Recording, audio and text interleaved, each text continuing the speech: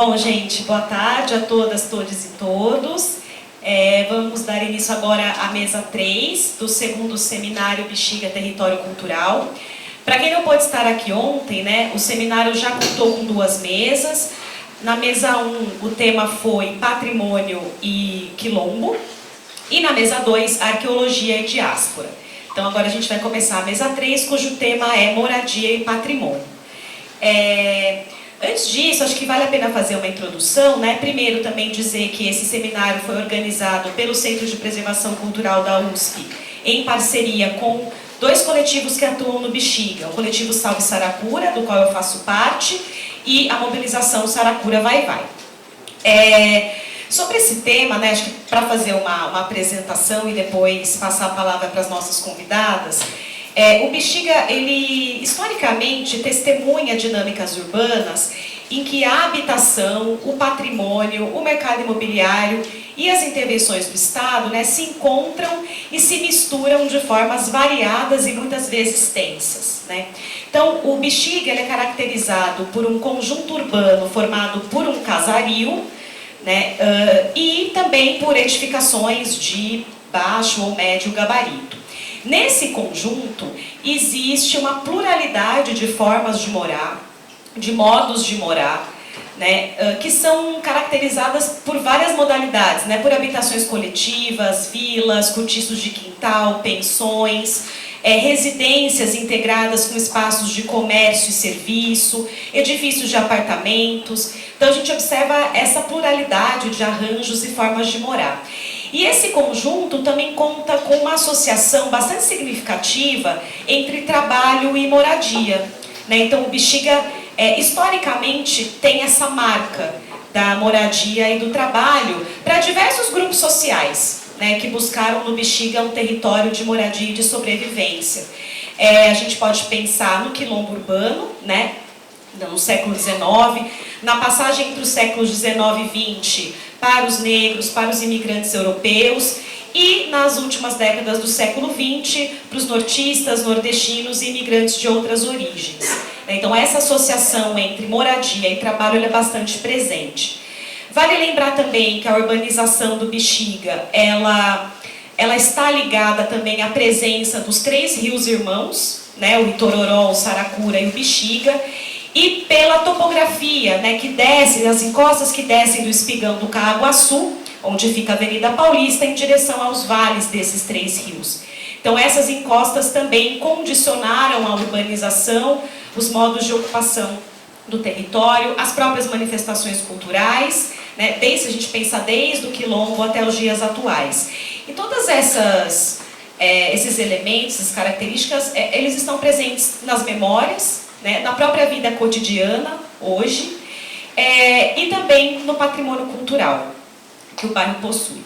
E acho que vale a pena dizer também que ao longo de todo esse tempo o Bexiga sempre sofreu ameaças, né, ao seu patrimônio, à habitação popular e à população de grupos mais vulneráveis, a gente pode colocar assim, do ponto de vista de renda. Se a gente pensar nos anos 40, a demolição da Vila Barros, que foi um complexo de cortiços bastante grande ali na rua Japurá. Esse complexo de cortiços ele foi demolido para a passagem dos viadutos ali, Maria Paula, próximos à Câmara Municipal, e também para a construção do conjunto habitacional do IAPI, né, conjunto habitacional Japurá. Se a gente pensar nos anos 60, a passagem, né, dos viadutos que acomodam a Avenida Radial Leste, que também destruíram quadras inteiras, inúmeras edificações, em grande parte de habitação popular. Nos anos 80, a destruição dos casarões que estavam construídos sobre o muro de arrimo da Rua Jandaia, que também foi uma intervenção, né, bastante marcante, que expulsou muitas famílias em direção a bairros periféricos da cidade. E mais recentemente a chegada da linha 6 laranja do metrô.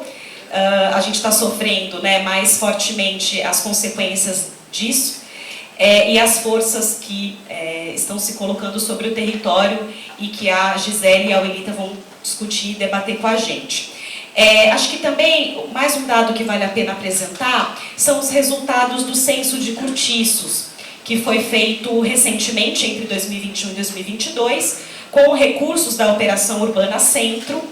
Esses resultados estão sendo apresentados pela Secretaria de Habitação e o bairro do Bexiga ele foi recenseado parcialmente, aproximadamente 1/3 do território foi recenseado e nesse 1/3 foram encontrados 260 cortiços, que correspondem a aproximadamente 25% da quantidade de cortiços que foram encontrados na área central, cujo perímetro é um pouquinho maior do que o perímetro da Operação Urbana Centro. Então, na área central de São Paulo, 25% dos cortiços que foram encontrados, né, identificados pelo censo, estão aqui no bairro. Então, para conversar sobre moradia e patrimônio, a gente convidou a Gisele Brito, do Instituto Peregum e da Mobilização Saracura Vai Vai, e a Oelita Caetano, da Frente de Luta por Moradia. A gente convidou também a Vivian Barbour, da Comissão de Direito Urbanístico da OAB São Paulo, mas infelizmente ela teve um problema de saúde e ela não pode estar aqui com a gente hoje, tá? Então a gente agradece imensamente a presença de vocês. Eu espero fazer uma mediação assim, como a da Cláudia Baltazar, como a da Marília Calazans ontem, que foram maravilhosas. Então, eu vou passar para a Gisele primeiro, pode ser? Boa tarde, boa noite, né? Agradecer o convite. Tem sido uma grande experiência, um grande aprendizado na convivência ali do Mobilização Saracura Vai Vai, que é uma articulação, né, de moradoras do Bexiga, de organizações locais e do movimento negro, né? Então, eu trabalho no Instituto Peregum, né? Eu coordeno uma área chamada de Cidades Antirracistas. O Instituto Peregum é uma organização do movimento negro e para a gente tem sido importante olhar com essa perspectiva, né? Racializar o debate dessas transformações que o Bexiga passa, né? Historicamente. A gente, acho que é importante, né? Começar dizendo que é isso, Bexiga é um território que eu brinco assim, que é um pontinho preto num território de embranquecimento, né? Eu e o Pedro Mendonça, a gente está chamando esse território de área de exclusividade branca, e que é um território que tem uma tendência a se expandir, né? E de produzir transformações. Então, para consolidar essa exclusividade branca. Então, o Bexiga, historicamente, ele é um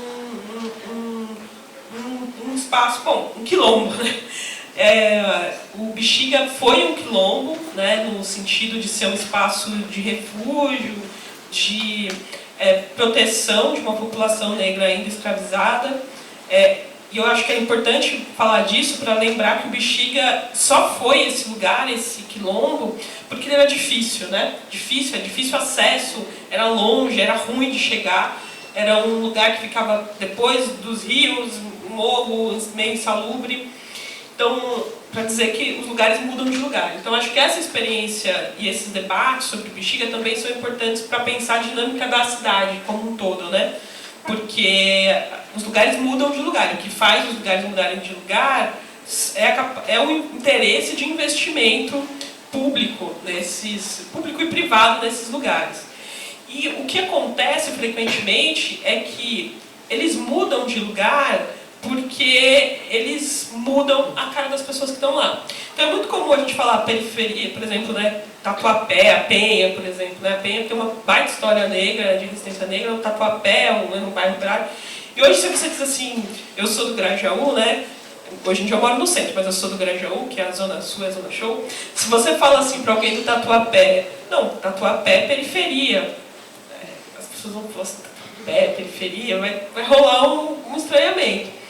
Porque o que aconteceu na história do Tatuapé é que o Tatuapé foi se aproximando graças ao investimento público-privado e isso foi embranquecendo aquele território.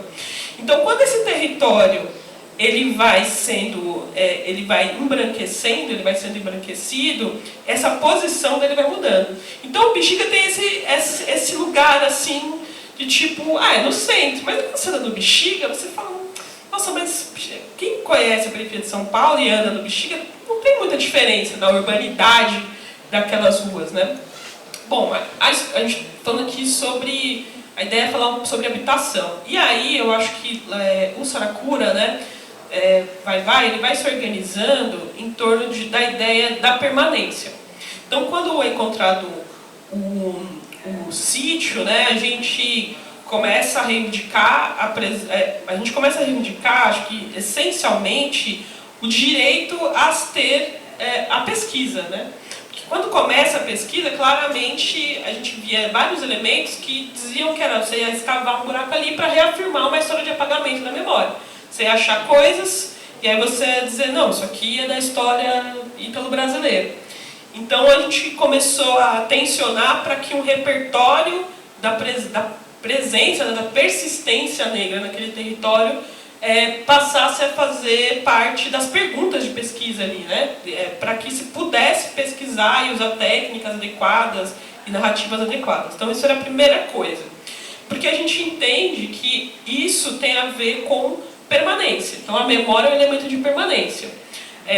Manter a memória negra do Bexiga é importante para manter os vínculos que fazem do Bexiga esse território estou chamando a gente fala muito resistência, mas eu acho importante dizer de persistência negra, né? Porque são anos de persistência ali, como você disse no começo, não é a primeira vez que tem essa tentativa de embranquecimento daquele território.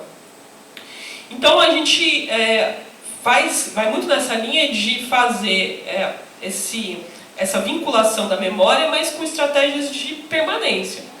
Então, acho que uma dessas estratégias importantes foi a nossa articulação em torno do debate do plano diretor, né? Que o plano diretor aqui de São Paulo acaba de ser revisado e a gente, uma série de fatores ali levam a gente para participar dessa discussão.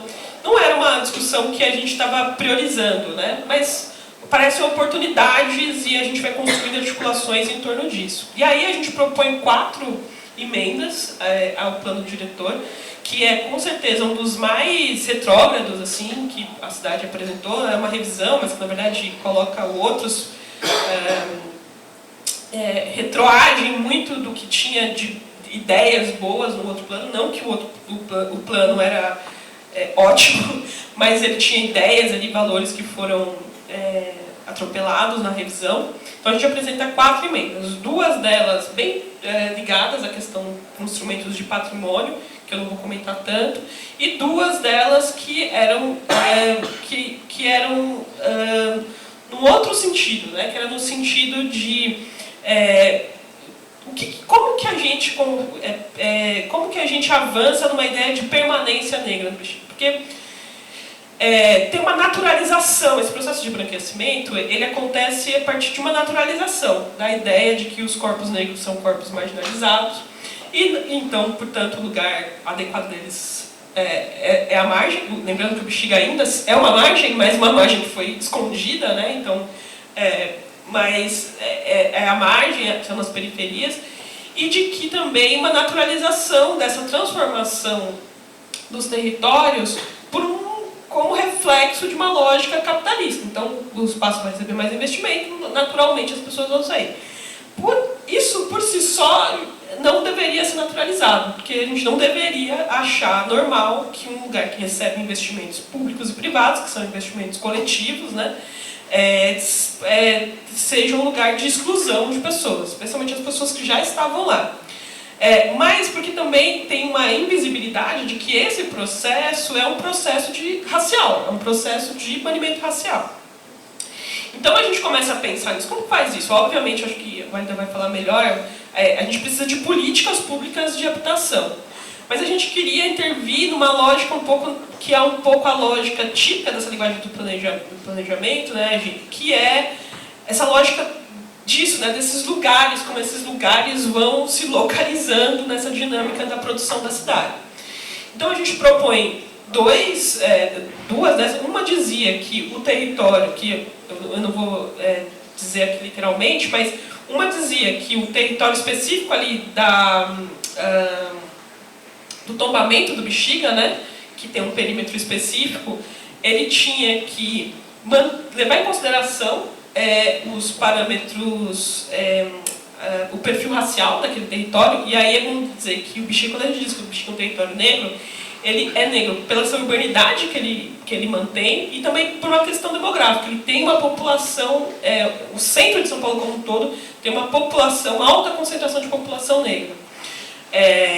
Então ele tinha que levar em consideração qualquer projeto que fosse feito ali imobiliário, fosse HS, fosse HMP, fosse de mercado, fosse ZEIS, tinha que levar em consideração a perfil racial e tinha que incentivar ainda um acréscimo de 10% naquilo. Eu acho radical. E um outro que falava, mais ou menos, reproduzindo isso, mas aí pensando para o resto da cidade, porque um território que ainda pega o Bexiga, mas que no plano diretor, né, São Paulo tem uma série de divisões, uma delas é a área de urbanização consolidada, que pega, assim, para quem não vai olhar no mapa, pensa a linha verde e amarela, que tem essas cores não por acaso, talvez, faz uma bola ali do lado, aquilo é o que eu chamo, cientificamente a gente está chamando, nesses textos que a gente tem escrito, de área de exclusividade branca, porque tem alguns territórios ali que tem 95% de concentração de população branca, e são guetos brancos, e na Brinks eu chamo de branquistão. Porque eu acho que é muito importante enfatizar essa característica, porque isso é uma anomalia, né? Uma anomalia social, essa região é a mesma região que recebe a maior parte ela é consolidada, mas ela recebe a maior parte suga, né, para dentro dela, a maior parte dos investimentos públicos e privados, tem as melhores escolas, tem as melhores... Se você não sabe onde que pensa para onde você vai para estudar, para onde você vai para ter lazer, para onde você vai para ter empregos com maior renda, é para essa região, né? Então, quando a gente propõe que um dos objetivos dessa região tem que ser também a equiparação racial e coloca esse mecanismo, que é um mecanismo de reparação, de certa forma, propõe-se isso, o que a gente está dizendo é que isso não pode ser naturalizado, né? Como se faz isso? Obviamente a partir de políticas habitacionais, que precisam pensar a partir do elemento racial, e de outras ações. Nenhum dessas 4 emendas foi aprovada, mas um trecho dessa emenda que a gente propõe é copiado e colado e colocado no plano diretor, numa coisa que trata do Bexiga, que é a ideia de equiparação racial. Então, a gente considera isso uma grande conquista do movimento, porque talvez, tem que olhar direito, mas talvez seja a primeira vez que essa concepção de uma ideia de uma ação uma ação no planejamento urbano, né? De planejamento do desenvolvimento do território que leva em consideração a questão racial, aparece, racializada a partir dos corpos negros, né? Aparece como uma proposta.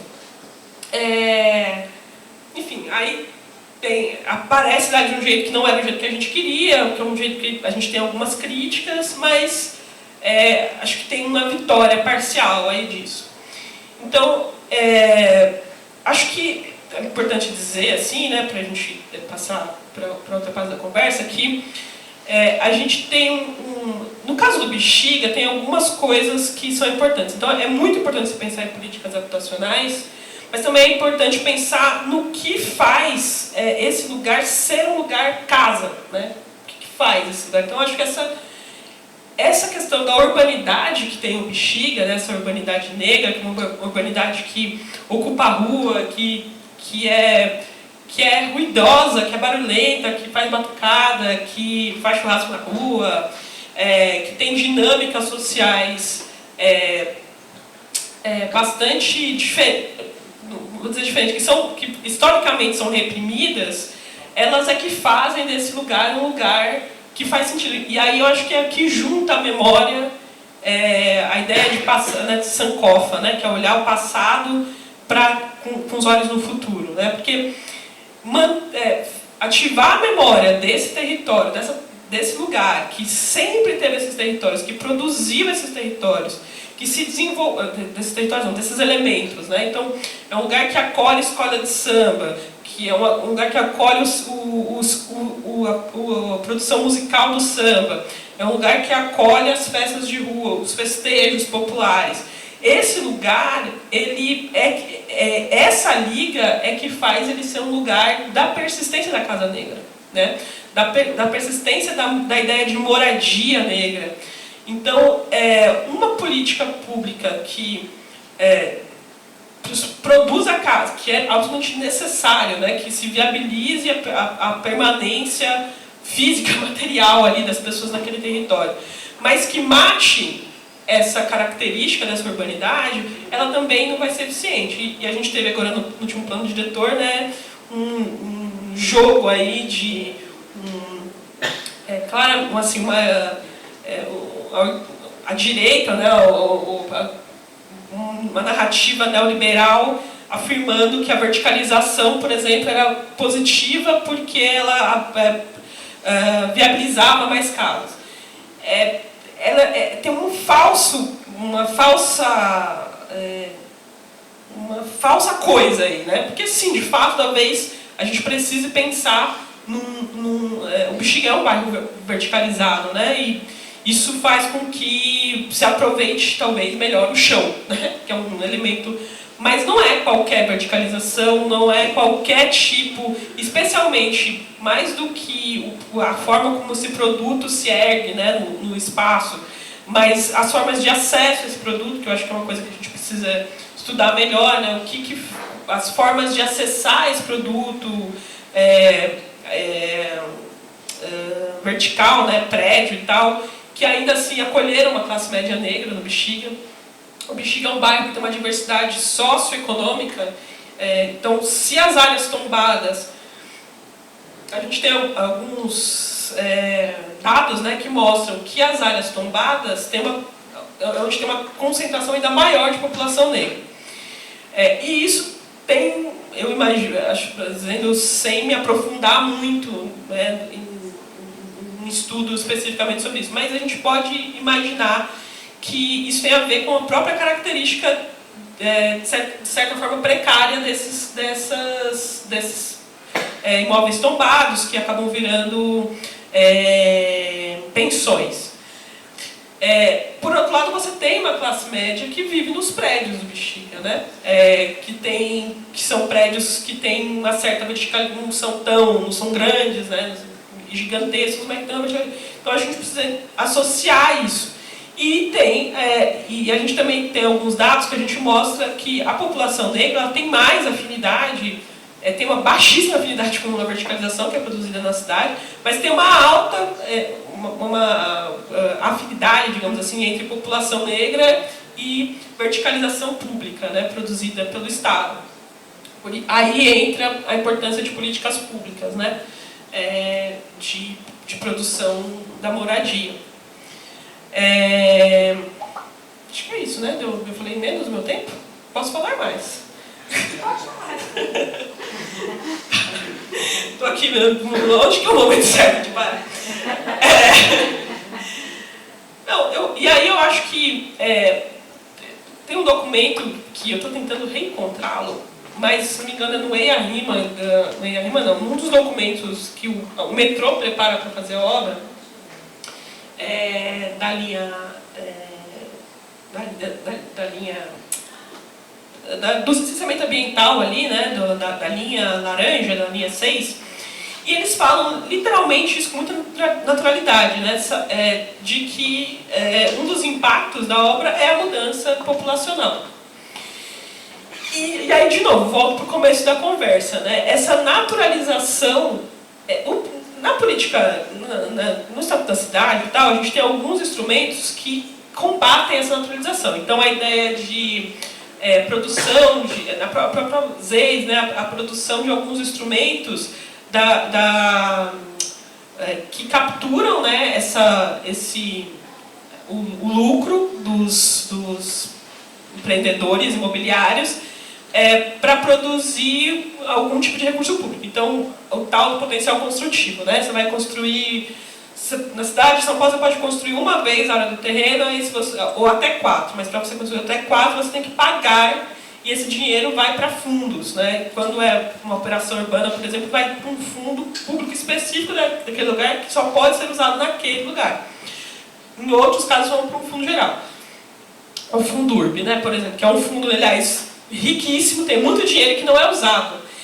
O que mostra claramente como que o problema não é de dinheiro, é de uso estratégico do recurso. Se você pegasse o dinheiro do Fundurb e usasse ele estrategicamente, você conseguiria produzir transformações reais em territórios. Mas o que acontece é que ele não é usado, ou ele é usado em coisas pulverizadas, em mudança, melhoria de calçada e tal. E, obviamente, isso tem valor, mas estrategicamente isso diminui o potencial dessa estratégia, que não. Então, se você vai ter lucro explorando o céu da cidade, a gente vai capturar uma parte desse lucro e reinvestir no território. Então, esse pensamento é um pensamento que, quando ele foi elaborado, ele tinha ali algo de desnaturalizar a ideia de expulsão, de remoção, de valorização excludente. Mas, de novo, ela tem 1000 falhas, né? Isso, na vida real, opera com 1000 problemas. Um desses é isso que eu estou dizendo, que é o não uso distributivo desse recurso, né? Mas falta esse pensamento de entender esse processo como um processo de banimento racial, que é um termo que nunca lembro o nome da autora, mas é uma autora americana que usa esse termo. Banimento racial. Como um processo de banimento racial. Então, quando você tira, para construir essa linha, essa estação no Bexiga, foi removida a Vai-Vai. A Vai-Vai foi removida num acordo que tem 1000 questões, 1000 problemas, e um acordo que jamais poderia ter sido proposto, né? Você não propõe remover algo da grandeza da Vai-Vai, que tem uma história tão imbricada com o Bexiga como é a Vai-Vai. E isso também é estratégico, porque historicamente isso tem sido uma das formas de remoção, de desmantelamento desses territórios negros, né? Que é você eliminar esse elemento dos espaços de sociabilidade e de articulação política, né? Quando a gente vive de certa forma uma epidemia, né, de remoções e de despejos de pessoas, né, nas periferias aqui de São Paulo, na região metropolitana. A gente o movimento contra os despejos conseguiu, tá vendo? Eu sabia que era só me empolgar que você viu. Durante a pandemia, o movimento contra os despejos conseguiu dar uma certa freada, mas, enfim, foi um movimento super importante, mas agora, enfim, isso não foi respeitado de maneira geral. Esses também são estratégias de remoção de pessoas negras, mas acho que é interessante pensar que, assim, existem territórios que eles têm essa presença negra, né, demograficamente importante, mas que conseguem se articular a partir de um vínculo, né, da tal da consciência negra. Eu acho que o Bexiga é esse lugar, e por isso que ele persiste tanto tempo no meio, assim, num território com uma característica, com esse poder desse embranquecimento tão forte, né, tão contínuo ao longo da história, e ainda assim ele persiste. E ele persiste por conta desses elementos de memória, de ligamento, assim, né, que não liga. A Vai-Vai é um desses elementos. Não é porque a Vai-Vai agora não está mais, né, não tem mais um lugar no bairro, ela continua percorrendo as ruas do bairro, mas é preciso estar atento, né, atento e forte para que isso não tenha o efeito que isso quer ter. É muito difícil você lidar com o argumento de não, o metrô é muito bom, a gente quer, está impressa no metrô. E a gente sabe que o metrô é muito bom, porque não é à toa que o Bexiga ainda é um bairro com uma deficiência de mobilidade altíssima. Mas, para quem? Quem vai se beneficiar, né? O argumento ele é tentador. O metrô é muito bom porque ele vai beneficiar quem mora aqui. Mas quem é que vai estar lá, permanecer lá, para usufruir desse metrô, dessa estação, quando ela chegar? Historicamente, isso não tem beneficiado diretamente os moradores que moravam lá quando a obra chega, quando o trator chega. Porque eles vão embora. Eles são... E às vezes não da maneira violenta, isso também é outra coisa, né? Que eu acho que no Bexiga, nesse momento, por exemplo, o metrô não chegou com um trator removendo as pessoas. Formalmente, poucos espaços precisaram ser removidos para poucas... Acho que só um prédio precisou ser removido, né, para fazer a obra. Mas isso não significa que as pessoas não estão sendo expulsas, né? Quando você não tem uma política que regula aluguel, uma política que fecha estabelecimentos... Lá na obra da estação, da Saracura, que a gente chama de Saracura Bebé, mas oficialmente o metrô ainda chama de 14 bis, tem uma casa de artigos religiosos, uma casa de artigos de candomblé, de macumba ali, do lado. Aquela foto... Inclusive, eu estava pensando aqui no negócio da foto, alguém conseguir tirar uma câmera boa, vá lá tirar essa foto. Essa foto eu acho que ela é muito emblemática. Porque... Tá acabando. Não, uma dica para o concurso de fotografias, isso, né? Eu quero dizer, se você tiver uma boa câmera, eu já tentei, mas eu não tenho a câmera adequada. O tapume, ele tá assim, né, no entorno, e aí fechou uma rua, que se não me engano, não lembro o nome daquela rua, é a Dutra, né? A Cardeal Leme. E aí, no fundo dessa rua, que agora é uma rua sem saída, tem uma casa de macumba. E aí ela coloca as coisas lá. Então, para você entrar, é muito emblemático aquilo. É muito emblemático como a obra, ela inviabiliza, não inviabiliza, mas o impacto, eu conversei lá um dia com as pessoas estavam pensando em sair, estão lá 14 anos, estão pensando em sair daquele território, fechar, porque você inviabiliza a atividade econômica. Então você não precisa fechar, você não precisa ir lá remover, mas você inviabiliza aquela atividade. Atrás tem o Tamarineira, né? Que é um bar também que reúne a galera lá, um bar também de articulação super importante, e cada dia o tapume avança mais, avança mais, avança mais. Então, e eu acho que isso está acontecendo dessa forma no Bexiga, justamente porque o Bexiga é um bairro que tem muita articulação, e tem essa contradição, né? Um bairro negro, mas é um bairro que está no centro, então também tem uma classe média. Então você não pode usar as mesmas estratégias que você usa em Perus, né? Você vai usar outras estratégias, mas que tem o mesmo fim.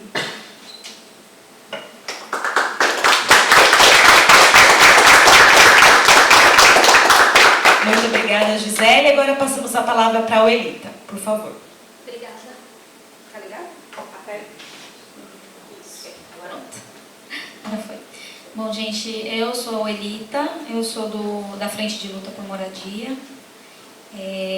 A Frente de Luta, ela organiza 48 ocupações pela cidade, então muitas no centro, na Zona Sul, na Zona Leste e também na Zona Norte. Isso.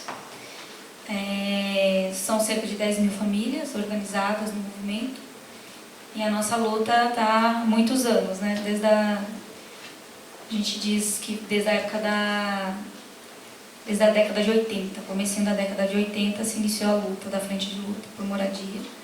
E aí foi lá na Moca, né? E foi exatamente com os encurtiçados, porque lá, enfim, na época não tinha proteções aos inquilinos, e as pessoas eram jogadas na rua da noite para o dia, e tinha muita violência, inclusive violência sexual contra as mulheres, que não conseguiam pagar aluguéis. E começou com um grupo de autodefesa. Então, a princípio era um grupo de 3 mulheres, isso foi aumentando e chegou a 30 mulheres. E aí essas mulheres elas começaram a se organizar para se defender os seus corpos. Então foi assim que iniciou a luta da Frente de Luta por Moradia. E na época da Erundina começou então por que não lutar para que a gente conseguisse conquistar a nossa casa, né? Na década de 90 iniciou as ocupações, principalmente na região do centro, né? Então havia muitos imóveis abandonados e então na década de 90 várias ocupações ocorreram e desde então nós nunca mais paramos. Eu moro aqui no bairro da Bela Vista desde os meus 10 anos, então estou aqui desde muito novinha, né? Já são quase, quantos anos? Acho que uns 25 anos. E eu, a princípio, eu morei não em um cortiço, a gente veio morar primeiro num albergue, ali na avenida, ali na Pedroso, tem embaixo um albergue, né? E eu me lembro de não me pertencer aqui nesse bairro, né? Eu estudava ali no Celso Leite, estudei no Celso Leite. E depois eu fui morar numa ocupação, também aqui no bairro. E há alguns anos, cerca de quase 9 anos, eu moro numa ocupação ali na rua Conselheiro Carrão, número 202. São 30 famílias que vivem lá. Bom, o nosso grupo ele é composto por mulheres, né? Na sua maioria são mulheres negras. A gente tem um grupo que se chama Mulheres Negras na Frente.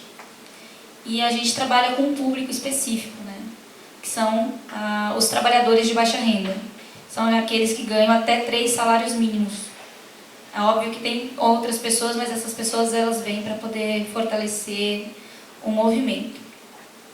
Também atuo sou conselheira municipal de habitação, então tenho acompanhado um pouco a questão do Fundurb. E pensar nessa questão da moradia no bairro, né? Pensar na importância das pessoas viverem aqui nesse bairro onde elas já têm construído as suas raízes aqui, né? Suas relações. As crianças já estudam há tanto tempo nas escolas e eu acompanho essas pessoas que têm esse histórico, né? De ter que escolher entre pagar aluguel ou então se alimentar, ou então ir para algum lugar bem longe, na periferia, ou então ter a mesma realidade que eu já tive algum tempo atrás, de morar em um albergue. Então, como alternativa, a gente organiza um movimento para fazer essa luta, né, para fazer esse embate na linha de frente. Então, o movimento de moradia, ele tem esse papel, né, de atuar dentro das instituições, né, como eu disse, dentro do Conselho Municipal de Habitação, atuamos Conselho de Saúde e assim por diante, para quê? Para garantir políticas públicas para aquele público, né? Para esse que eu falei que é os que ganham até 3 salários mínimos. E na moradia, a gente trabalha também projetos definitivos, né? Que esse é o nosso objetivo, mas a gente trabalha as ocupações. Por que a gente trabalha as ocupações? Porque é a questão da luta pelo território, né? Então, se as pessoas não se organizam e não fazem essa luta direta, ao nosso ver, é muito mais difícil você construir políticas públicas voltadas para esse público que o mercado imobiliário não tem preocupação alguma em fazer uma moradia. Então, só para vocês terem um exemplo, a gente tem o programa Minha Casa Minha Vida. Dentro do Minha Casa Minha Vida, então, várias pessoas, por exemplo, hoje elas estão quitando os apartamentos porque elas estão ou recebendo Bolsa Família ou em algum outro programa do governo. E só que, na verdade, é uma transferência de renda. Então, você pega um apartamento que custa 300 mil reais, 400 mil reais, para um trabalhador de baixa renda, uma trabalhadora de baixa renda, e ao final de 10 anos, pagando 10% da sua renda, ela quita esse apartamento. E se ela pagar tudo direitinho durante 6 anos, e ela quita em 6 anos esse valor desse apartamento, né? Que não chega às vezes a 10 mil reais, a 15 mil reais. Isso é uma transferência de renda. E é por isso que a gente luta, né? A gente luta para que haja política pública, para que tenha transferência de renda para aquela família que ao longo, historicamente falando, ela foi, como posso dizer, ela foi sugada, espoliada durante todo esse processo histórico. para se construir essas políticas de habitação, é um processo muito difícil, porque não há interesse do mercado imobiliário. Então, se não há interesse do mercado imobiliário, nós fazemos ocupações.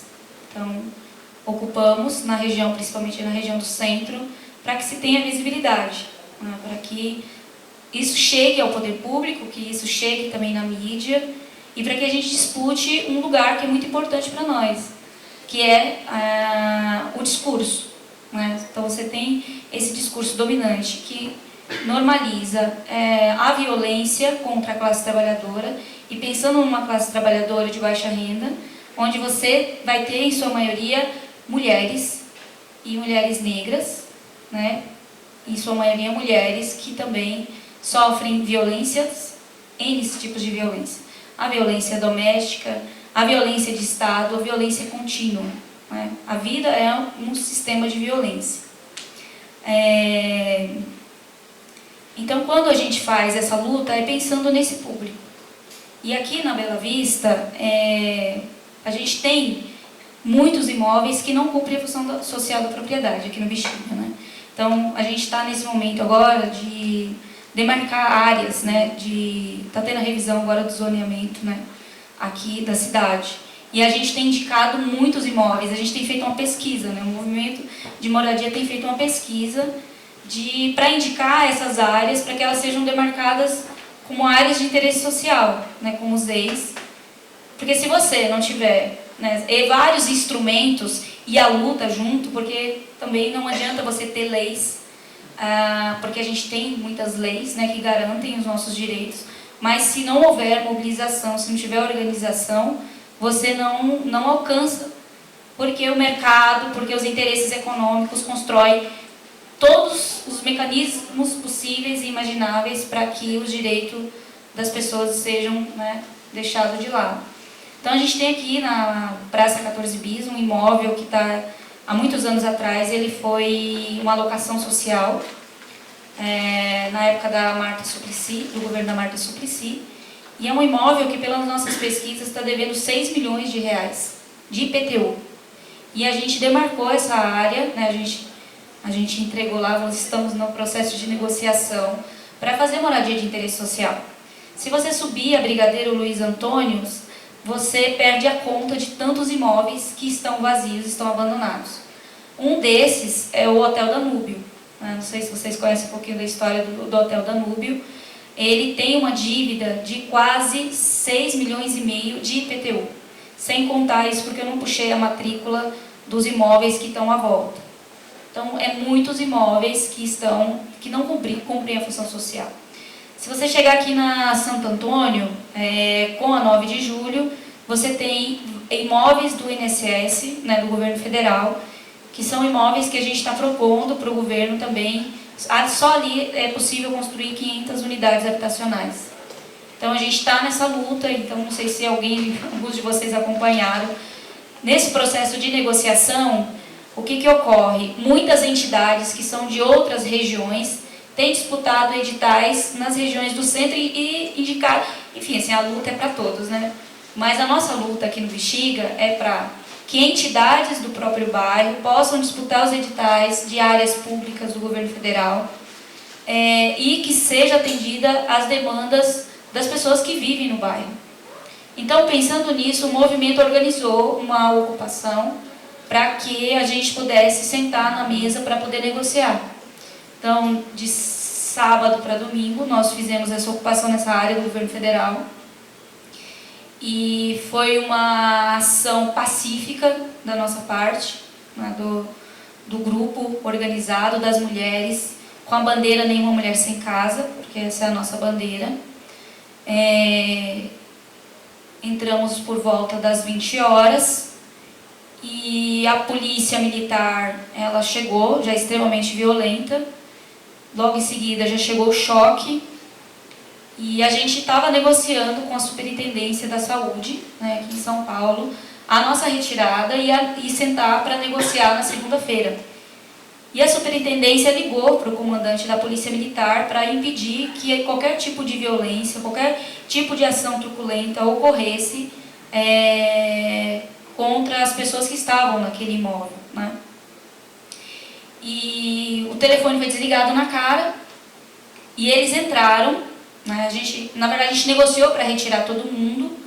Já quando a gente viu que a superintendência não ia segurar, a gente decidiu negociar com a polícia militar, e mesmo assim eles não cumpriram com o combinado, começaram a atacar bomba e jogar spray de pimenta, e as famílias começaram a correr e foram por um outro lado do prédio para tentar sair pela garagem, muita criança, muitas mulheres, e quando a gente viu que todo mundo ia ter um problema seríssimo ali, uma questão de segurança mesmo, da vida das pessoas, porque eles começaram a jogar bomba dentro do prédio, né? Entraram e começaram a entrar jogando bomba e spray de pimenta, e todo mundo desesperado. A gente não sei como, conseguimos arrancar o portão, né, de ferro, e as famílias conseguiram sair, enfim. E na segunda-feira a gente se reuniu, houve um pedido de desculpas, né, do governo federal, da assessoria, do ministério, enfim. E dentro dessa negociação foi falado que não há nenhum interesse de manter esses imóveis aqui para o Ministério da Saúde ou para o INSS. E que haveria sim um interesse, né, tanto do governo federal, de transformá-lo em moradia de interesse social.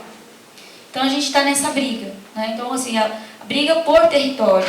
Porque quando você pensa no capitalismo, né, pensando, por exemplo, a gente que está dentro do Conselho Municipal de Habitação, não sei se vocês tiveram informação também,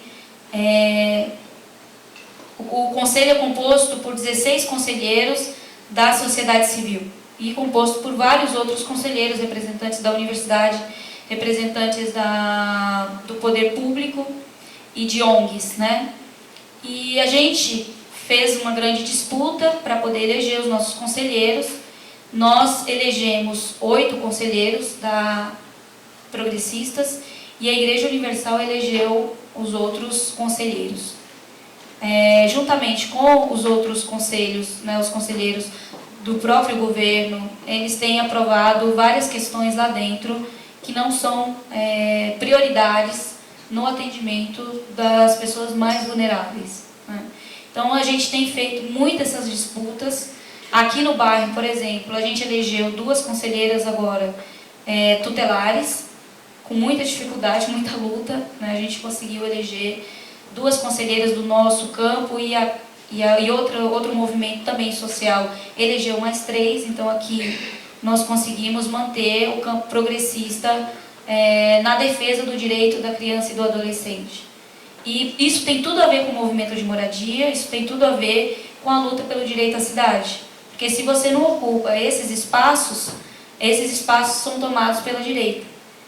E quando você tem, por exemplo, uma reintegração de posse, um processo de reintegração de posse, e você tem conselhos tutelares que não defendem a pauta da nenhuma criança sem casa, nenhum adolescente sem casa, nenhuma mulher sem casa, você tem uma postura do pensamento, da ideologia da direita, dentro desses espaços onde, na hora de fazer uma defesa do poder judiciário, onde a gente vai fazer uma defesa dentro do poder executivo e várias outras instâncias, você não consegue ter esse apoio.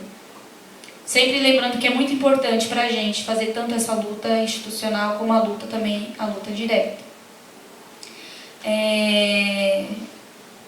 Então, nesse momento, a gente está nessa luta por território, né? Então, quando você olha, por exemplo, no mapa que a gente estava olhando sobre o zoneamento, você vê várias áreas que estão demarcadas como ZEUs, né? Áreas que são destinadas ao mercado imobiliário. E pouquíssimas áreas são demarcadas para interesse social. E é uma grande luta lá dentro da Câmara dos Vereadores agora para você poder demarcar isso como interesse social. E aí, quando você ainda conquista essas áreas demarcadas como interesse social, quando você conquista, por exemplo, o Fundurb, né, que o Fundurb, parte dos recursos eles são destinados para habitação e esse recurso não pode ser destinado para nenhuma outra coisa, e parte dos recursos são também destinados para mobilidade e para questões de reformas de praças públicas e calçadas e N outras questões, né, dentro do Fundurb. Você vê então que uma porcentagem daquilo que tem que ser investido na política pública de habitação, ele é abocanhado pelo mercado imobiliário. Então, o mercado ele leva, além das áreas públicas, ele leva recurso público e na hora de fazer o atendimento das demandas de quem mais precisa, essas pessoas não são atendidas. Porque esse público, que são os mais vulneráveis, os mais pobres, eles às vezes não têm um nome limpo, né, na maioria das vezes, porque é muito difícil. Eu digo que os pobres deveriam ser economistas, né, porque para sobreviver com um salário mínimo você tem que ser... no fim das contas você vai acabando se endividando, e na hora de você acessar uma política pública, que deveria ser uma política pública, ela tem cara de política pública, mas de fato ela não é. Então você tem que ter o nome limpo, você tem que dar uma entrada, e entra como uma política de HIS, mas no fundo não é. Então a gente tem várias... Como posso dizer? A gente tá lá dentro construindo as leis, né, dentro do Conselho Municipal de Habitação, mas sempre há brechas. E essas brechas, né, o mercado imobiliário se aproveita disso para poder abocanhar boa parte dos recursos que são destinados para a habitação de interesse social, e também as terras públicas são destinadas para as parcerias público-privadas. Eu fico muito impressionada com a capacidade do sistema capitalista nesse sentido, né? De como você vai construindo estruturas, leis, formas de proteger os mais vulneráveis, e no final eles acabam usando isso a benefício próprio. Então a nossa luta tem muitos anos, então a gente vai demarcando várias áreas. Então a gente, no governo Kassab, vários imóveis foram demarcados, eles foram decretados, a partir da indicação do movimento social, como áreas, decreto de interesse social. Então, esses imóveis não podiam ser vendidos ou não podiam ser alugados, eles deveriam ser desapropriados pelo governo, pelo Estado, né, pelo município, e transformados em moradia de interesse social. Quando você olha, são cerca de, se não me engano, 53 imóveis, você pode contar nos dedos quantos realmente foram desapropriados. E quantos desses imóveis foram destinados para a iniciativa privada e quantos a gente conseguiu trazer para a moradia de interesse social de fato, atender às demandas de quem ali rende. Então, uma dessas áreas é onde eu estou, no Conselheiro Carrão, né, que a gente vai fazer 9 anos, e foi muita luta, está sendo muita luta. Lá a gente conseguiu demarcar como zonas especiais de interesse social na época do revisamento, em 2014, ainda na época do governo Haddad. Além daquela área, a gente conseguiu demarcar várias áreas de interesse social. E depois, em 2016, veio a reintegração de posse. Claro que a gente venceu várias outras, mas essa era a última, não tinha mais o que fazer. E a gente decidiu fazer um acampamento na porta da prefeitura. Ficamos lá 11 dias. Depois desses 11 dias, o governo sentou e aí assinou o documento de desapropriação. Então, em 2018, conseguimos que o Estado, o município desapropriasse esse imóvel. Em 2018, nós fomos obrigados a se retirar do imóvel para ter emissão na posse. Um mês depois nós retornamos, né, por bem ou por mal, a gente voltou a morar lá. E desde então a Coab tenta retirar as famílias, sem levar em conta todo o histórico, toda a relação que essas famílias têm com esse território. Não só, né, não estou falando só estou falando de uma relação uma relação humana, né, uma relação de amizade, uma relação que você cria com o espaço. Minhas crianças, eu tenho 2 filhas, foram criadas com as outras crianças das ocupações e elas vivem juntas há 9 anos. Tudo isso sendo desconsiderado pelo município. O que segurou a gente lá foi uma decisão judicial, né? Então, a gente, por sorte, caímos na mão de um juiz, né, da fazenda, que disse, não, aqui eles têm sim uma relação com o território e umas ex. Sendo os ex, umas ex 3, para eles saírem, eles vão sair para uma reforma do imóvel e obrigatoriamente eles vão retornar para esse espaço. Então, desde 2019, a gente vem nesse processo, né? Agora, a gente já tem lá construído o conselho gestor, porque para você tirar, remover dentro de uma ZEIS 3, você precisa ter um conselho gestor para poder decidir que tipo de política vai ser aplicada no lugar. Então, para a gente tem sido um instrumento muito importante de luta, que é o instrumento de definição de várias áreas como ZEIS 3. E como garantia também de que essas famílias que estão naquele lugar, elas vão ser atendidas ali. Então, convidar o pessoal do Saracura Vai Vai, que ainda dá tempo da gente fazer muitas indicações de área e fazer também uma luta conjunta. Eu acho que o bairro da Bela Vista precisa construir um projeto, Bela Vista, Bexiga, precisa construir um projeto para o bairro, pensando a questão da moradia, pensando a questão da mobilidade, pensando a questão do lixo e pensando a questão do enraizamento, Porque quando você vem, porque você tem um bairro onde você tem muitas pessoas que vêm do Nordeste, pessoas que vêm de várias regiões do Brasil, pessoas que vêm também da África, pessoal que vem do Haiti, que vai habitando esse bairro e que não tem acesso à memória, não tem uma construção de enraizamento por esse bairro.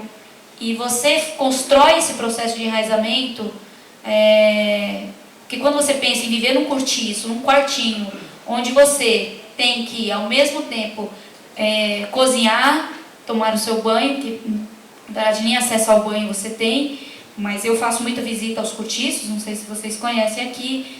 São quartos muito minúsculos, onde a pessoa coloca uma cama de casal, uma beliche. Quando tem 3 filhos, 4 filhos, 5 filhos, tem que fazer uma treliche e dorme todo mundo amontoado, guarda-roupa, um fogão e um corredorzinho para você. Você entra e deita, porque senão você não tem como se locomover nesse espaço. Então é praticamente impossível você construir um processo de enraizamento vivendo num lugar insalubre, num lugar onde você não tem dignidade, onde você não tem humanidade, gente, e onde você não tem intimidade. Ali, todo o processo de intimidade do ser humano ele é violado naquele lugar. Como é que um casal tem uma intimidade, como é que uma criança senta numa cadeira para fazer uma lição de casa, Tem um estudo muito interessante do Luiz Corrara sobre as pessoas que vivem encortiçadas, como é danoso para esse processo de aprendizagem para as crianças que vivem nesses lugares. Como é que você vai estudar num lugar onde você não tem você não tem o silêncio, você não tem enfim, uma cadeira, uma mesa, enfim, para você sentar e fazer suas lições, Então é muito importante você pensar na questão da habitação. Se você não pensa nessa política de habitação, é praticamente impossível você resolver os outros problemas que o bairro enfrenta. Se você não construir... Porque quando a pessoa vem para o movimento de moradia, então eu estou concluindo. Por exemplo, o movimento de moradia eu acho muito interessante. Depois desse pau que nós levamos no domingo, na madrugada de domingo, de sábado, eu pensei puxa, agora o povo não vai querer mais saber de nada, O povo vai sumir. E aí, quando eu olhei os grupos de WhatsApp, eu fiquei muito impressionada com o processo de educação popular. Porque há uma classe, essa classe trabalhadora, ela precisa se colocar no lugar, porque ela é tão oprimida, tão violentada, tão destruída, que ela nem sabe o que ela pode fazer. E eu achei tão lindo, porque quando eles entraram, eu falei, agora é com eles. A gente trouxe até aqui, agora é com eles. E esse é um processo de educação popular na prática. A luta, ela traz essa transformação na consciência. Porque às vezes você não tem acesso à teoria, a teoria não chega lá, você pode falar coisas bonitas, palavras bonitas, mas a prática, a luta, ela é algo que transforma a nossa consciência. E ele é um tijolinho por tijolinho, você vai construir uma consciência de classe, uma consciência da sua negritude, de onde você vem e o que você quer fazer nesse bairro. Então, se eu estou construindo, se eu quero uma moradia, então você vai construindo todo o resto. Então, uma porta, digamos assim. A moradia ela é uma porta que se abre. E eu gosto muito de lembrar da Simone Weil sempre, que é o direito da alma, né? A alma humana tem seus direitos. E ter uma casa para morar, eu acho que é como se fosse um útero, né? E a partir dali você aflora, você cresce, você se humaniza, enfim.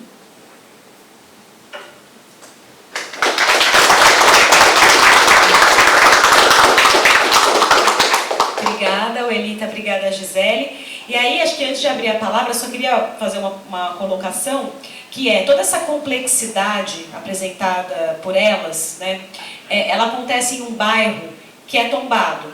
Um bairro que possui quase 1000 imóveis tombados isoladamente, é um bairro que foi valorado pelo município, e essa patrimonialização, ela não foi, o município tentou não apenas valorar as edificações, né, por mais que isso tenha possivelmente predominado, mas houve uma tentativa de inventariação desse bairro, de mapeamento das manifestações culturais, apesar de todos os problemas, e disso ser um processo muito longo.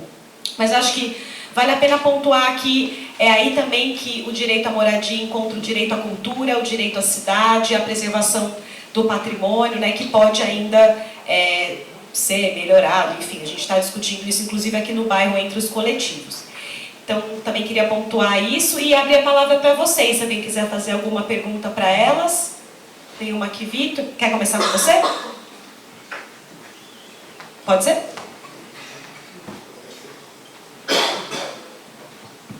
Alô? Obrigado pela mesa, as apresentações ótimas.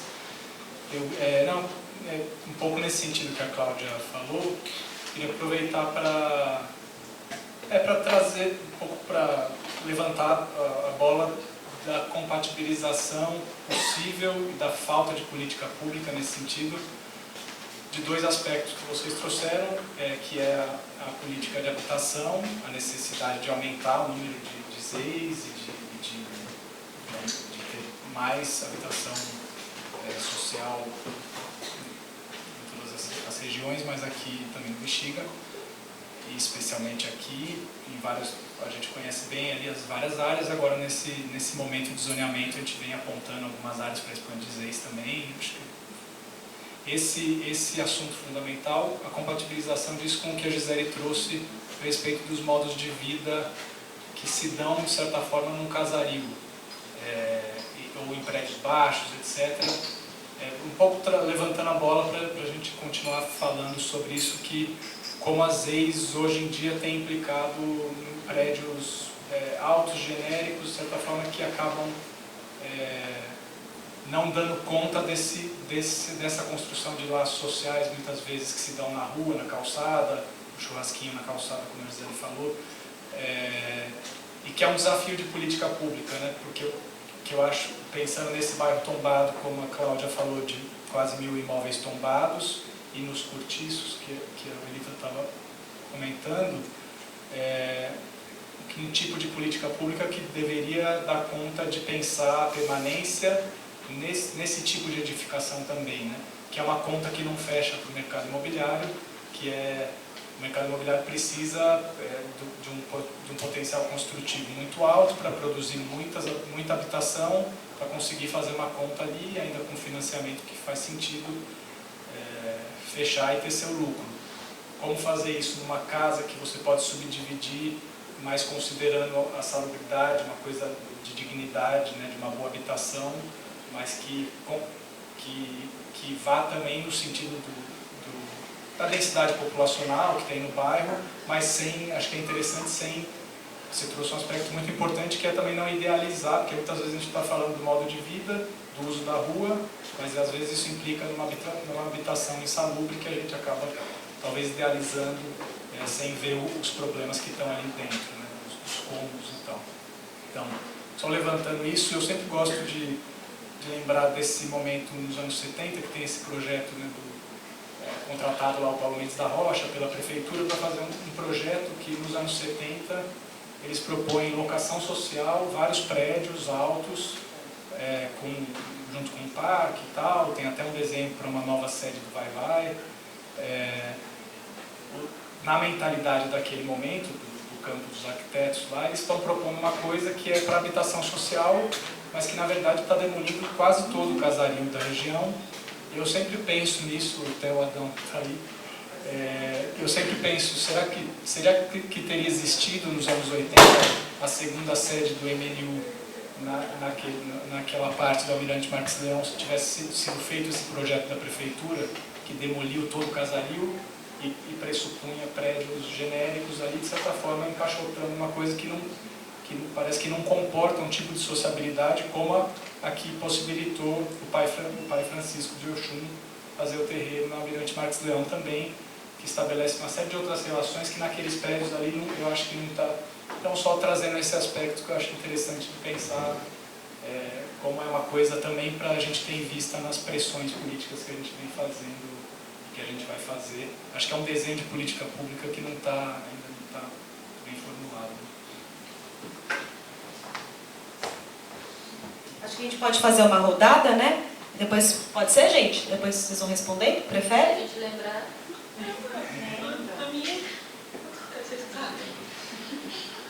Quer passar para o Zé Adão?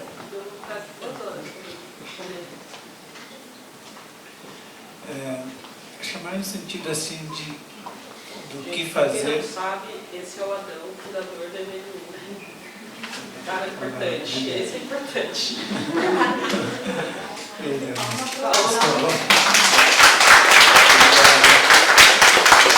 Uma outra amizade assim põe você bem pra cima. Legal. Tem duas coisas assim que você vai falando, Gisele, e assim, o que não deveria ser feito, né, essa questão toda, né? Eu não participei da construção, mas estive no lançamento do Plano Municipal de Habitação 2016, se não me engano, né? E o que eu achei interessante é que, enquanto o plano de educação é de 10 em 10 anos, o da habitação é de 16 anos de horizonte, né? Então, quando se propõe várias coisas, aí se debate e tal, se vota, se briga, aí tem aquele plano muito... levou um tempão para ser elaborado, e a expectativa é que ele seria implementado. E aí vai para a Câmara, aí vem um pequeno ajuste ali, um pequeno conserto acolá, e vai desfigurando, né? É o que resulta, não tem nada a ver com aquela intencionalidade construída democraticamente, né?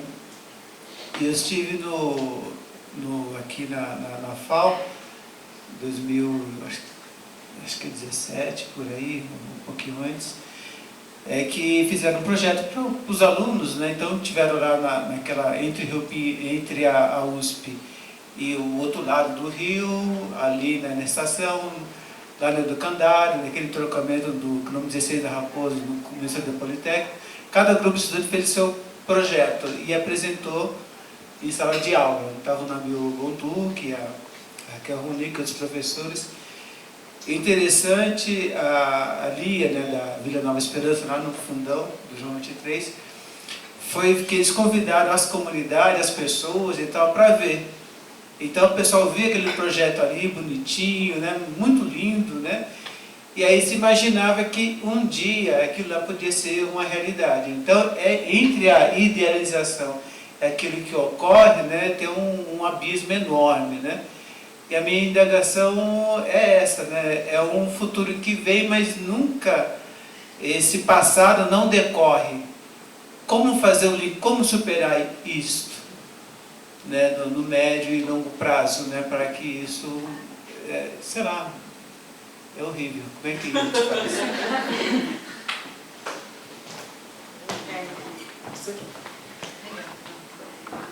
Difícil, né? Eu queria parabenizar, agradecer as falas, acho que foram bem importantes para pensar o que da luta, que é a luta da madrugada, da invasão, que o Lito trouxe, né, dessa semana, né, pode se tornar uma realidade não frustrada como essa que o Adam acabou de falar, né? E aí, pensando nas políticas de habitação e do patrimônio, acho que o desafio no Bexiga, talvez, né, é pensar isso que a Gisele falou, de como há uma camada de identificação de uma sociabilidade que está racializada naquele espaço, que adere a formas de morar e que, no limite, elas estão... Isso é um pouco como eu vejo, elas se mantêm também por uma ação de preservação. Então, assim, o medo do patrimônio que atravessar hoje e destruir isso, no bairro da Bela Vista, do Bexiga, ele não se mostrou. É justamente um dos elementos é que a patrimonialização ajuda a manter essa dimensão desigual, violenta, que precisa de tanto mais, né? Eu acho que aí é garantir que novas ações mantenham isso mais numa dimensão de melhoria de habitação, né? Pensando aqui no tema da mesa. Eu acho que precisaria pressionar por ter uma política que a gente já se tentou, assim, pensando num longo prazo, desde a década de 1970, de pensar uma política de habitação que seja na pré-existência, que sejam projetos que façam intervenções, que mantenham e que se for para for para delimitar as EIs, e essas EIs vir para demolir ou para piorar o que vem, que é o que acontece, essas políticas do CDH, o que não existe política que mantenha essa sustentabilidade. É o que o Vitor falou, já falou bem, não preciso repetir. É exatamente isso. A gente vê isso acontecer na Luz, a gente vê isso acontecer em todos os lugares. E aí você vai na Caixa Econômica, que é um banco público, eles falam, essa coisa de casa velha é muito complicado para botar moradia, a gente não pode criar uma linha de um financiamento. Então, eu acho que tem pouquíssimos casos bem-sucedidos. O Rio de Janeiro tem uma política, que é o Novas Alternativas, que foi de intervenção em cortiços, que eu acho que é uma política bastante interessante. O IFAM a gente teve a Vanessa ontem aqui, o IFAM está tentando, acho que talvez a Dani saiba também pelo IAB, está tentando criar uma nova linha que contemple isso, porque é constrangedor, quem luta no patrimônio, você vai numa casa, bom, aqui, né, isso que vocês contaram. Assim, morar é muito difícil, a gente não tem como romantizar, é muito pesado, né, para quem está lá. Então, eu acho que eu acho que a gente tem que pensar a política de habitação, no bairro ela é urgente, os dados do censo que a Cláudia e a Mariana foram também, a Cláudia trouxe, eles mostram uma quantidade enorme, né? Qual é a percentagem? 70% das moradias, né, dos cortiços estão em casas tombadas, 70%, é muito. Então é um dado que eu acho que ele precisa ser enfrentado, né? E precisa estar na agenda, e acho que sim, a luta é essa mesmo, a luta é dizer, a gente quer permanecer, eu acho que é dizer com mais clareza, do meu ponto de vista, cada vez que eu escuto vocês todas falando, que eu já ouvi várias vezes, né, em podcast, na Câmara, aqui, na reunião, né, isso, acho que essa camada ela é tão importante de dizer, a gente se identifica, esse território, essas casas, elas também são nosso espaço de sociabilidade. E eu acho que isso é muito importante de uma apropriação para ajudar a construir uma política pública que não seja destrutiva, né? E que contribua para uma sociabilidade de um bairro histórico. Então, é um pouco isso que eu queria parabenizar, acho que foi bem bacana.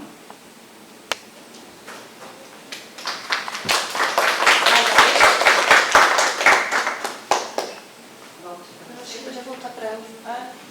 Podemos voltar, Gisele, por favor. Na minha cabeça, todas as perguntas fazem sentido para uma resposta. Tá ligado? Não. Agora tá. Tá, então vamos lá. Que assim, eu acho que tem uma coisa que, duas coisas, né, do que o Vitor falou, que o Adam falou, é um pouco uma das coisas que assim, né, minha pesquisa aí, que é assim, nos anos 60, eu acho que a gente está falando aqui, né, acho que aos outros dias fala de outras coisas, mas eu acho muito curioso uma frase que a Wélida falou e que sempre se fala, e que eu concordo, mas eu acho ela curiosa, que fala assim: a moradia é a porta de entrada para as outras políticas. Acho que o Adão, que é, né, um cara histórico, importante no movimento negro, e eu que trabalho para um lugar que é ligado à Uniafro, a bandeira da Uniafro, por exemplo, é conhecimento é poder. Acho que o movimento negro, por exemplo, tem uma tradição forte de entender educação como essa porta de entrada. Então, eu estou dizendo isso não para dizer que uma é, outra não é, mas para dizer que essa frase ela é uma construção social. A ideia da moradia como direito, a ideia da função social da moradia, ela é uma coisa que vem sendo construída há cerca de 40, 50 anos no Brasil. Né? 40, 50 anos atrás, no Brasil, se você falar assim, a moradia é um direito. A moradia, assim, se a gente falasse que a função social da moradia antes da Constituição de 88 não existia. A função social da moradia ela é uma conquista dos movimentos sociais, que em 88 materializam uma luta que vinha sendo construída há 20 anos, mais ou menos, em torno dessa questão da moradia ser porta de entrada. Então, quando o Adão faz essa pergunta, eu acho que me pega assim, que é uma coisa que eu estou assim, me apegando, né, para ter esperança, é que a gente não consegue, o mundo não muda, mas o mundo muda pra caramba o tempo todo. Porque é isso, 40 anos atrás, essa frase não fazia o menor sentido. Né? Do mesmo jeito que não fazia o menor sentido você ter um sistema único de saúde. O sistema único de saúde é uma vitória da Constituição de 88. Acho que essa coisa do patrimônio, da memória, a gente perde um pouco, porque é tão óbvio pra gente a ideia da função social dessas coisas, como uma função social que não se realiza, mas que a gente tem direito, que a gente perde a noção que ela nem era direito há, tipo, 40 anos, sabe? E aí eu acho que a minha fala, outro dia eu fui num evento, uma pessoa bem importante, depois de eu fazer a fala lá, tal, ela veio e falou assim: gostei muito do que você falou, mas eu gostei mais do que ela falou, que era outra pessoa negra que tinha na mesa, porque ela lembrou da luta de classes. Porque se tiver um branquinho lá no curtiço, a gente vai deixar ele sem casa? E eu falando isso aqui porque eu acho que, eu fico escutando, né, eu acho que a gente não... Eu estou falando sobre luta de classes, mas eu estou falando do que eu acho que precisa ser enunciado. E que precisa ser uma agenda de luta para os próximos anos, que é a centralidade desse problema, uma centralidade racial. A gente naturaliza esse processo das pessoas... A gente naturaliza as desigualdades sociais no Brasil porque elas são... a gente naturaliza a partir do elemento racial. Se essa realidade abatida sobre corpos não negros, ela não é naturalizada do jeito que é a partir dos corpos negros. Não é. Teve alguns anos atrás aquela história do governo, acho que não lembro que governo que era, acho que foi o governo Haddad, no governo, não lembro, acho que Kassab, que demarcou uma pá de imóveis para fazer era uma PPP, o começo da PPP no centro. Aí se demarcou um monte de imóveis e tal. E, inclusive aqui no Bexiga, e eu lembro que fui jornalista, fui repórter. Eu lembro quando eu fui fazer matéria disso, eu chegava nos lugares, eram lugares de classe média. Eu lembro que até um lugar aqui no Bexiga, uma padaria antiga, foi demarcado. E essa comunidade se organizou, falou assim: isso é um absurdo a gente demarcar esse lugar aqui para ser demolido. E foi esse movimento, que era um erro. As pessoas assim, obviamente o Estado olhou por cima e demarcou umas áreas. Então era um erro. Houve uma baita mobilização, o movimento de moradia entrou. Mas o que fez, eu acho, o que agilizou, não o que fez, né, muitas coisas, mas o que agilizou aquilo ser considerado um erro e não uma deturpação natural do processo, é porque as casas que eram demarcadas, as áreas que eram demarcadas, eram territórios de pessoas brancas de classe média. Porque se fossem territórios de pessoas negras, mesmo de classe média, teria sido absolutamente naturalizado, que a casa, puta, essa casa antiga aqui não, é muito melhor fazer a PPP. Então, isso eu acho que aí quando a gente pensa assim, né, essa coisa que o Adão falou do futuro, né, eu fico muito me baseando nisso. Putz, se os caras conseguiram. E aí é muito legal que as pessoas que participaram desse processo, várias elas estão vivas, ativas, né, são professores, orientadores da gente que está aqui e tal.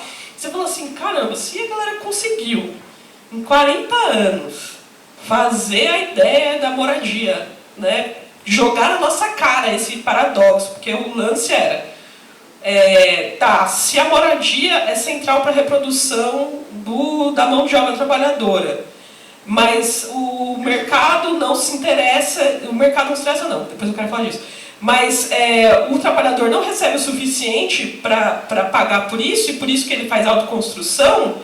Vamos jogar isso na cara dos caras. Isso eram 20 centavos naquele momento, tá ligado? Que era tipo você diz assim, tarifa zero. 10 anos atrás, você falar tarifa zero, era um negócio assim, impossível, bater parede na cabeça, sabe? O Sonic batendo cabeça na parede no joguinho. E agora, mais de 300 cidades no Brasil fizeram tarifa zero. A maioria deles, inclusive, de direita. São Paulo está discutindo isso. Então, tem uma mudança aí de paradigma, né? E o que não muda, 500 anos, o que não muda e o que pouco a gente não é que não muda, né? O que avança muito pouco é o paradigma de colocar a centralidade no paradigma racial. Você fala assim, cara, precisa ter uma reserva, a gente fala assim, uma reserva de mão de obra, você precisa ter uma reserva de corpos matáveis que você pode... Então, se você for ver as áreas que circundam as áreas dessa expansão, desse território da exclusividade branca ou das áreas da fronteira do mercado imobiliário, são todos territórios racializados. Se você pega o centro de São Paulo, para onde que o centro... Tipo, se você pega o Arco Tietê, que o Haddad propôs lá, o Arco Tietê ele ia para cima dos territórios racializados do Pari, dos territórios racializados do Bom Retiro, do Bexiga. Se você pega o Pio Central, ele vai para cima dos territórios racializados do centro, né? Esses são os corpos que são, é uma reserva, tipo, a reserva de mão de obra é uma reserva de corpos para serem matáveis, eliminados, né? Então, acho que mudar isso, quando eu penso no passado, quando termina, acho que é sobre isso, assim, um pouco. E a outra coisa que o mercado precisa do quê? Cortiços, planos e o Vitor fala assim, nada que o mercado precisa. Não é verdade. O mercado não precisa de nada. Né?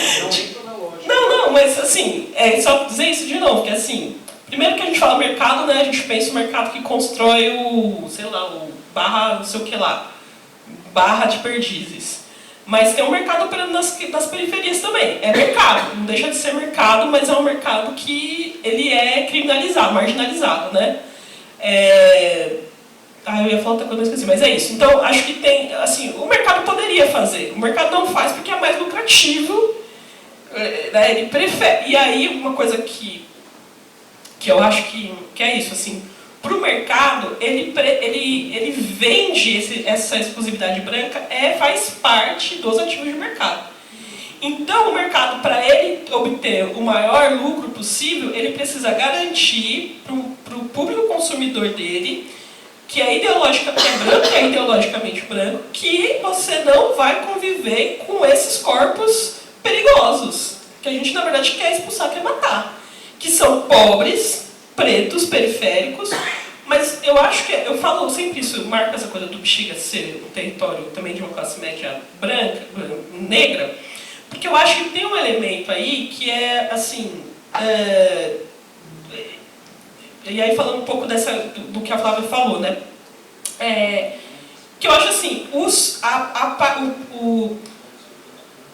as coisas tombadas recebem mais a população negra justamente porque esse tombamento é precário. No caso do Bexiga, ela produz precariedade, né? Ela não produz, ela não sei lá, o que são os elementos da política completa que vai produzir, sei lá, casarões lindos e, né, visitáveis. Ela produz casarões precários. Bom, acho que só reforçando essa questão nossa Porque é uma percepção minha sobre a moradia ser uma porta de entrada. Apesar que eu já li vários teóricos que também acreditam nisso, né? Pensando que quando você vem da experiência de não ter uma casa para morar, né, e ter o tempo todo esse risco de você ser desalojado, ou de você ser jogado na rua, ou você ir parar num albergue ou debaixo da ponte, isso mexe muito com as emoções, né? Então eu lido muito com essa realidade de famílias que passam por esse estresse assim, traumático de uma sentença de reintegração de posse. Porque para nós, a reintegração de posse ela é como se fosse uma sentença de morte. Então, você está decretando a morte no sentido de toda a esperança, toda a perspectiva, todo o processo de enraizamento que você vai criando com o espaço. Quando você passa por esse processo, você é violado e você não tem cabeça para mais nada, né? Você não tem cabeça para o trabalho, você não tem cabeça para estudar, você não tem, enfim, para viver. Então a moradia nesse sentido para a gente, pensando dentro desse sistema nosso capitalista, né, de violência, de abandono das pessoas mais pobres, a moradia ela é um lugar seguro, né?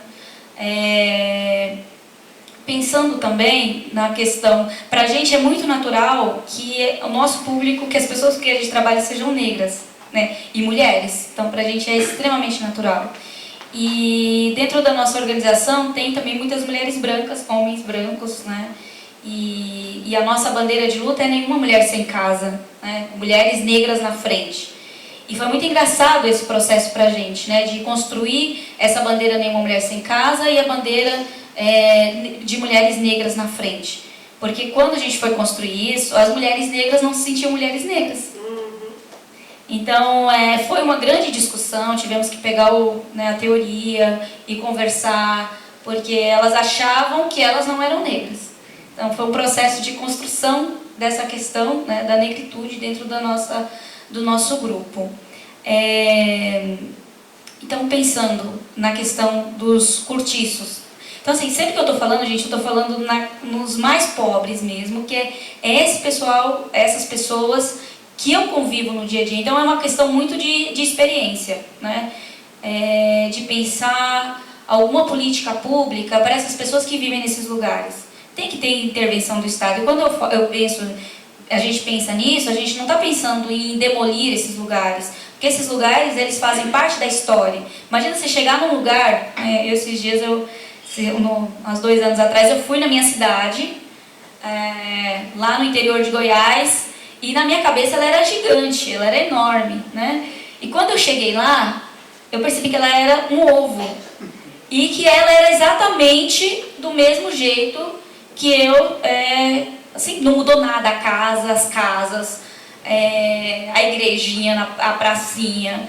E isso é muito gostoso, você guardar essa memória. Essa memória não foi violada. Porque quando você não protege esse patrimônio, você não está violando só o patrimônio, você está violando essa memória que as pessoas têm com esse espaço. Você chega ali, você já não se reconhece mais, você não... a rua onde você brincou, o rio onde você tomou banho, né? Eu estava conversando com o pessoal dos cinquentões, da Vai Vai, e eles contando essa história. Olha, ali tinha um rio, eu tomava banho naquele rio, eu brincava naquele lugar. Então isso é uma violência, né? Isso é um processo de violência. Só que a gente não pode, a gente também tem que pensar que eu tenho uma ideia, gente, que eu acho que todos nós temos essa ideia também, de que dentro do capitalismo não tem solução. Desculpa, a gente faz contenção de danos. Porque, e às vezes a gente vai, né, se a gente não resolve esse problema, que eu sou um pouquinho mais radical, não tem solução. Então, você faz uma ocupação, você faz uma luta agora, e o mercado ele vai se apropriar dessa luta dos pobres. Você vê, por exemplo, a questão da especulação, você vai empurrando esse povo cada vez mais longe, e as pessoas vão explorando esses lugares, e a política pública vai chegando nesse lugar, vai chegando a água, vai chegando a energia, e tem os territórios e o mercado imobiliário, ele vai se apropriando disso. Então, na minha opinião, dentro do capitalismo não existe solução, e não temos pequenas vitórias, né? E precisa ter muita organização e muita luta direta para que você possa conquistar pequenas vitórias, né? Então tem que ter, é muito importante, eu acho, ter recursos, como você estava falando, de quando a gente está demarcando áreas de interesse social, porque dentro da demarcação de áreas de interesse social das EIs, por exemplo, você tem os mais vulneráveis protegidos de certa forma, se tiver organização. Porque nós, por exemplo, que estamos lá há 9 anos, a gente só está porque houve luta. O povo esteve na rua, teve apoio de outras organizações. Se a gente não tivesse feito isso, a gente já não estaria mais nesse território há muito tempo. E a gente, né, foi conhecendo um pouquinho mais de leis e com pessoas para nos defender e nós também nos defendendo. Então, dentro do capitalismo, você precisa criar um sistema de autodefesa. A gente tem que se autodefender o tempo todo, é assim que funciona. Então, o capitalismo pode se apropriar das leis? Provavelmente. Pode ser que não, se tiver organização popular, também. Pior é quando você tem outras áreas onde o mercado pode se apropriar à vontade desses lugares. Então, quando eu penso, por exemplo, em uma política pública para o cortiço, teríamos que estudar algumas experiências. Porque do jeito que está, não é possível. Porque é isso, é muito perigoso a gente romantizar, né? Essa ideia de morar nos casarões antigos, lindos, maravilhosos.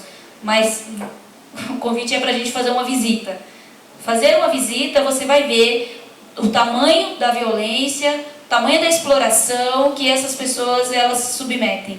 Por que elas se submetem a isso? Porque elas estão vindo de outros lugares, de outros estados, elas estão vindo de outros países e morar nesses lugares não vai te cobrar, não vai exigir seu nome limpo, não vai exigir que você dê 3 meses de aluguel. Então as pessoas elas se submetem a isso e não pagam barato. Então no cortiço você não paga barato. Imagina, pense você, uma família que ganha um salário mínimo, 2 salários mínimos, ela se compromete com 800, 900 reais por mês para morar naquele lugar. 800 deve ser alugar uma casa legal, né? Uma quebrada. Sim, é possível sim. Mas essas pessoas, elas chegaram aqui. Eu, por exemplo, quando eu cheguei em São Paulo com a minha família, né, quando eu tinha 10 anos, a gente veio parar na Bela Vista. Era um mundinho que a gente conhecia. E as pessoas, por incrível que pareça, elas vão criando ali um vínculo, elas não, sabe, elas vão construindo, e aí está perto do trabalho, aí você tem um bairro com acesso à saúde, com acesso à educação, muito diferente quando você está, né, mais distante, né? Imagina quanto tempo você gasta de transporte para você chegar até o centro. E é resistência, o Bexiga é resistência. E é resistência de quem já mora aqui e é resistência de quem está chegando também. Pode até não ter consciência ainda de classe, pode até não ter consciência política ainda, mas tem a experiência, né? Que é uma coisa que a gente não pode abrir mão. E acho que era isso que eu queria. Acho que não tem mais nada para dizer. Quer dizer, temos muita coisa para dizer, né? Mas, gente, é muito difícil a luta, mas eu acredito muito na luta, viu? Apesar de falar para vocês que dentro do capitalismo não tem solução, para mim, dentro da luta, ela tem solução, sim. Obrigada. Gente, acho que por uma questão de horário, acho que a gente tem que encerrar a mesa, né? Já são 7 horas. Então, eu queria agradecer, Gisele, Elita, muito obrigada por vocês terem vindo conversar com a gente e falar aqui no nosso seminário. E a gente faz um intervalo? Tá. E aí, depois a gente começa a mesa 4. Obrigada.